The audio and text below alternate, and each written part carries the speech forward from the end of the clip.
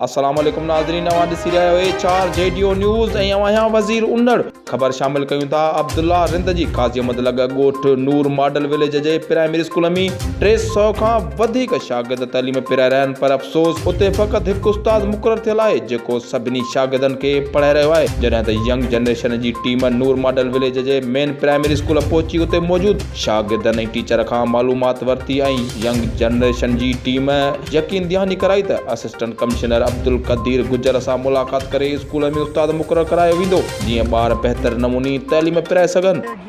हिन स्कूल जी एनरोलमेंट 300 ॿारनि ते मुश्तमिल आहे ऐं सिर्फ़ु असां 2 उस्ताद हिते पढ़ाईंदा। असांखे वॾी मुश्किलात जो साम्हूं आहे, बुनियादी सहूलियतूं कोन्हनि के, जीअं पाणी आहे, गर्मी में सोलर जी खोट हूंदी आहे। उन खां अलावा हिते को ॿियो स्टाफ लोअर स्टाफ कोन्हे, न चौकीदार आहे न पटियालो आहे।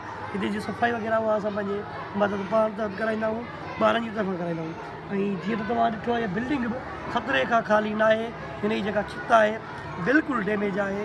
असां अहिड़ियूं अपीलूं पंहिंजे आला अमलदारनि खे गवर्नमेंट अफ़सरनि खे करे चुका आहियूं, पर गवर्नमेंट अफ़सरनि जे मथे ते जूम कान थी फिरे। उनजे करे तव्हां दोस्तनि खां जेको सहकार थी सघे उहो असां कराईंदा।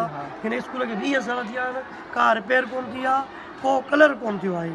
हीउ जेको कुझु वणकारी मोह वग़ैरह ॾिसो पिया, इहो सभु असां उस्तादनि पंहिंजे मदद पाण तहत पंहिंजे ज़ाती ख़र्च ते कयो आहे। HR JDO न्यूज़ में फ़िलहाल एतिरो ई। वधीक ख़बरुनि अपडेट लाइ ॾिसंदा रहो HR JDO न्यूज़।